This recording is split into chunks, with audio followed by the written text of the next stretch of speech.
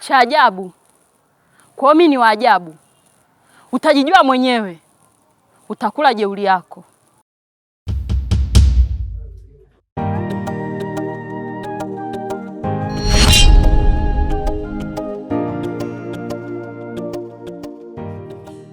Ndoa ya siri aliyoifunga mume wako inaenda kuharibu mustakabali wa maisha yako. Najua ujui kinachomsumbua mume wako na unataka kujua. Ni ndoa aliyoifunga kwa hiari yake mwenyewe. Na kukubali kuvalishwa pete. Na mwenye pete hiyo ameifuata. Na mwenye pete hiyo atalipa kisasi chake kwako.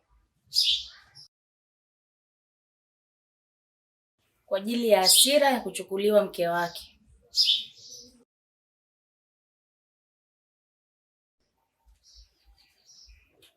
Unaonekana unanifahamu vizuri. Wewe ni nani? Huu sio wakati wa kunifahamu. Utanifahamu pale ambapo utakapoanza kulipiziwa kisasi.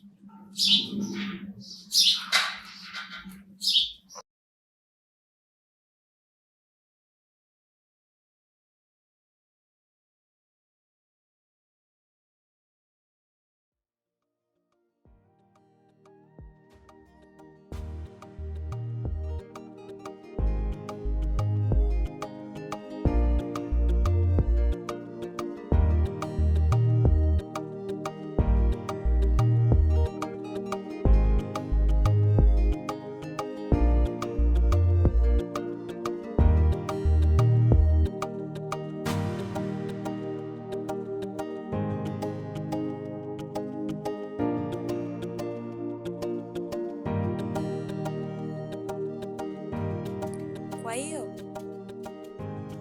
ni kwa nini huyo jini anamfuata yeye? Mume wako ni mwanaume anayewaza kuhusu maisha yenu. Hiyo hali inampelekea mpaka kuwaza vitu vingi sana. Kuna wakati anawaza kupata hata mwanamke wa kijini ili aweze kumpatia pesa. Kupitia mawazo yake, ndio maana jini huyo amemjia. Ndio maana nikakwambia mume wako ni mwanaume wa ndoto nyingi sana. Na si hivyo tu. Kuna wakati anawaza kwenda mbali sana ili kuutafuta utajiri. Ila kwa sasa yupo katika tatizo kubwa sana. Na tatizo hilo kuondoka sio rahisi kama unavyofikiri, kwa sababu jini huyo ni ana nguvu sana.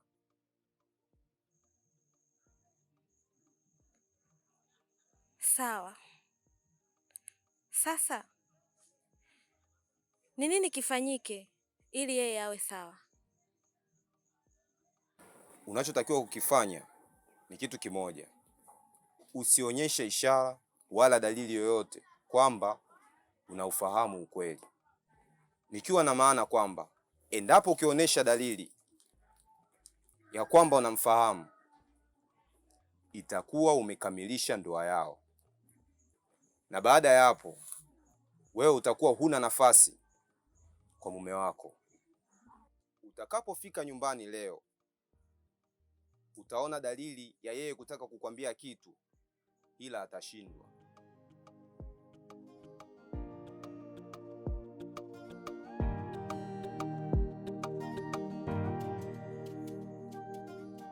Naweza kwenda.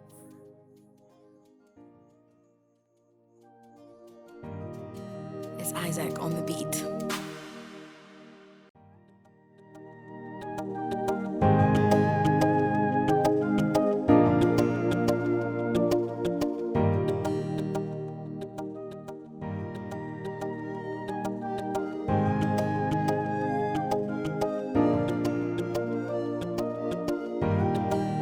Isaac on the beat.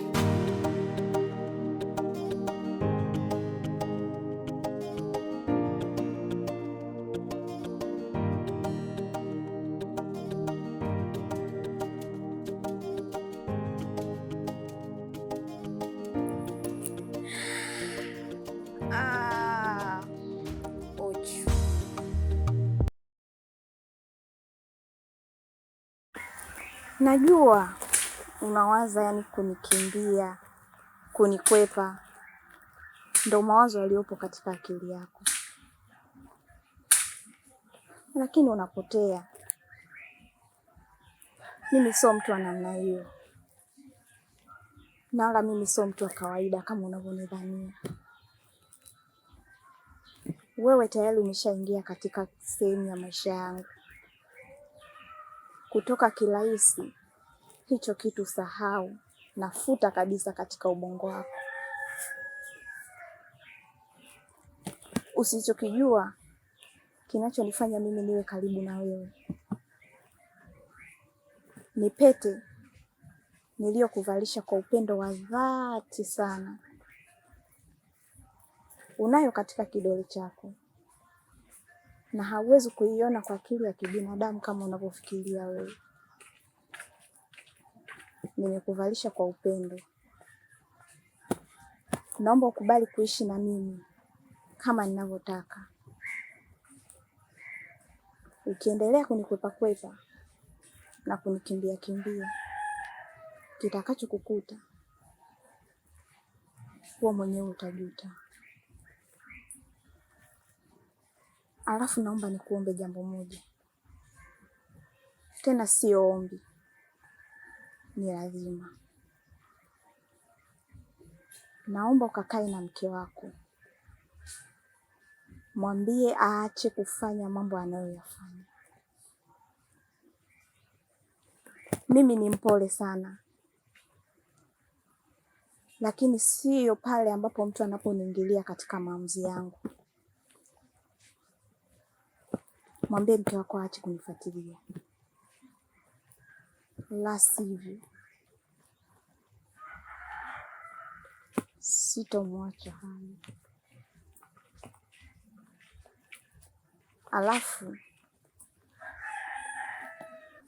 Alafu kingine, siku hii ya leo nitakuja kwako. Nina mazungumzo ya muhimu, wewe pamoja na mke wako. Mazungumzo haya ni ya heri wala sio ya shari. Endapo mtahitaji kunisikiliza na kunitii kile ambacho nitawaambia, nitakuwa sina shida na nyinyi. Nitakuwa nimekuandalia zawadi nzuri sana ambayo wewe mwenyewe ukipokea kwa mikono yako hautokaa unisahau. Ni zawadi ya upendo, lakini kwa sasa hivi sitokupatia. Nitakupatia kwa ule muda ambao mimi nimeupanga, na itakufanya uwe mwanaume wa tofauti kabisa katika hii dunia.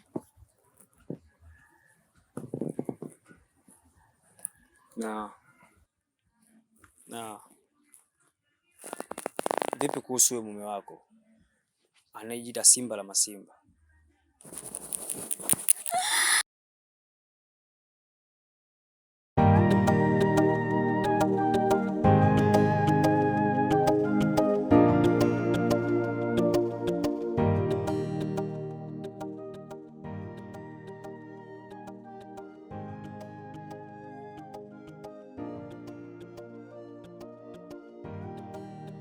Isaac on the beat.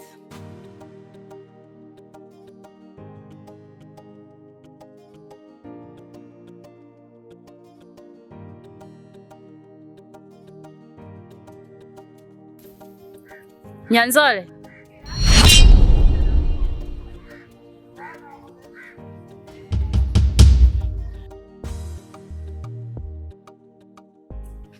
Wewe ni nani? Na umejuaje jina langu? Alafu pia nimepita hapa hakukuwa na mtu. Wewe umetokea wapi?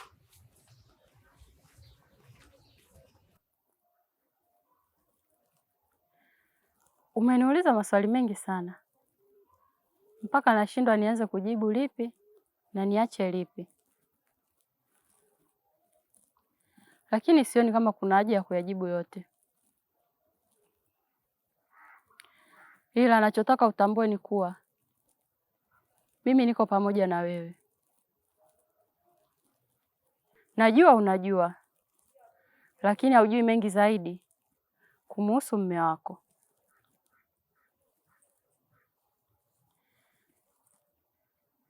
Ila mimi nitakusaidia. Niko pamoja na wewe.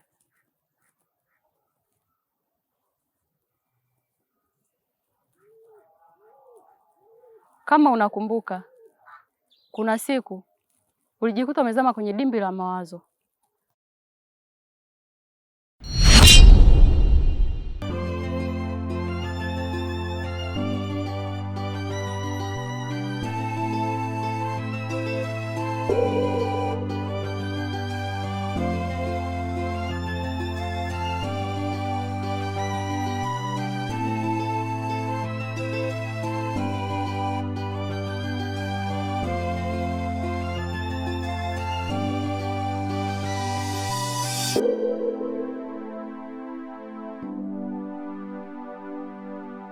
Nimekusikia ukinitafuta.